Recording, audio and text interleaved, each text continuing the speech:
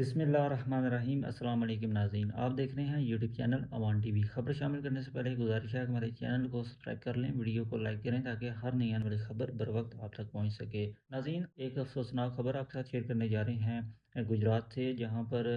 تھانہ صدر کھاریاں کی حدود میں دو پولیس اہلکاروں کو اندھا فائرنگ کر کے شدید زخمی کر دیا گیا، جبکہ اس فائرنگ کی زد میں آ کر ایک راہگیر بھی زخمی ہوا۔ ابتدائی میڈیا اطلاعات کے مطابق پولیس چوکی یتووالا کو ہوائی فائرنگ کی ایک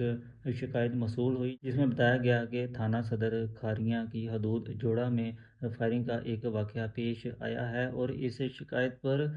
پولیس چوکی کے مقرر اور ایک پولیس کانسٹیبل جو ہیں وہاں پر پہنچتے ہیں، جبکہ اس کے بعد جو ہے ان پر ابتدائی جو میڈیا اطلاعات ہیں اس کے مطابق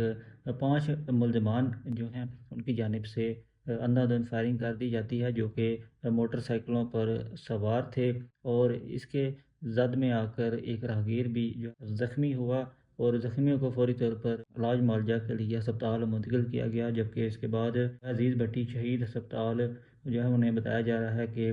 منتقل کر دیا گیا ہے، جہاں پر ان کی حالت جو ہے وہ خطرے سے باہر بتائی جا رہی ہے۔ اور اس واقعہ کا جو مقدمہ ہے وہ بھی جو ہے وہ درج کر لیا گیا ہے، جس میں دہشت گردی کی دفعات بھی شامل کی گئی ہیں اور دیگر دفعات جو ہیں اس ایف آئی آر میں درج کی گئی ہیں۔ اس فائرنگ کے نتیجے میں پولیس چوکی کے محرر اور ایک کانسٹیبل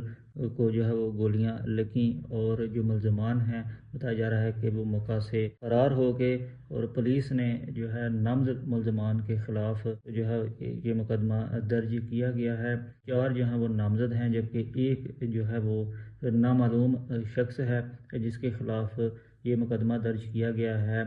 اے ایس آئی کی مدعیت پر۔ اور اس واقعہ کے بارے میں جیسے کہ مزید اپڈیٹ ہم تک پہنچتی ہے جلد آپ کے ساتھ شیئر کریں گے۔ اگلی ویڈیو تک کے لیے دیجیے اجازت۔ اللہ حافظ۔